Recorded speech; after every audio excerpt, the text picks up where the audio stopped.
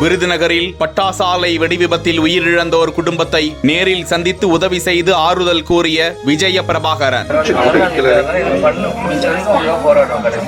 இங்கே 4 பேர் மரணம் அடைஞ்சிருக்காங்க. ஸோ அதனால் தேமுதிக சார்பாக என்னால் முடிஞ்ச உதவியை இன்னைக்கு செய்ய வந்திருக்கிறோம். இது வந்து ஒரு தொடர் கதையாக போயிட்டே இருக்குது. பட்டாசு தொழிற்சாலையில் ஒர்க் பண்ணுறவங்க எல்லாருமே ஆக்சிடென்ட்டில் பாதிக்கிறாங்க, உயிரிழக்கிறாங்க. இது ஒரு நிரந்தர தீர்வு கவர்மெண்ட் கொடுக்கணும். தமிழக அரசிடம் விடுத்த 2 கோரிக்கைகள் என்ன? கடலை சாராயம் காய்ச்சறது வந்து திமுக அரசு ஆதரிக்கிறதுனால தான் அது வெளியே வரக்கூடாதுன்னு 10 லட்சம் ரூபாய் கொடுத்து உடனடியாக மூட பார்க்குறாங்க.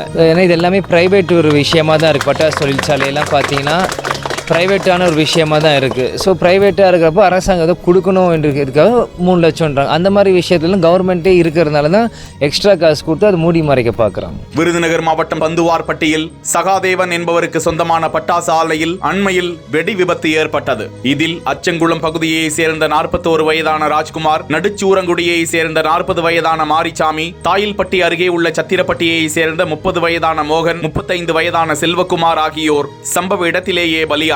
இந்த நிலையில் அந்த ஆலை வெடி விபத்தில் உயிரிழந்த ராஜ்குமார், மாரிசாமி ஆகியோரின் வீடுகளுக்கு தேமுதிகவின் விஜய பிரபாகரன் நேரில் சென்று அவர்களது குடும்பத்தினருக்கு ஆறுதல் தெரிவித்தார். தேமுதிக சார்பில் நிதி உதவியையும் வழங்கினார். தொடர்ந்து செய்தியாளர்களிடம் பேசிய விஜய பிரபாகரன், பட்டாசாலைகளில் வெடி விபத்து ஏற்படாமல் இருக்க நிரந்தர தீர்வு ஏற்படுத்த வேண்டும். உயிரிழப்பு நேரிட்டால் தொழிலாளர்களுக்கு நிவாரணத்தை தமிழக அரசு உயர்த்தி வழங்க வேண்டும் என கேட்டுக்கொண்டார். மேலும் தமிழக முதல்வரின் சொந்த தொகுதியிலேயே ஒரு தேசிய கட்சியின் மாநில தலைவர் படுகொலை செய்யப்பட்டிருப்பது கண்டிக்கத்தக்கது என்றும் கண்டனத்தை பதிவு செய்தார்.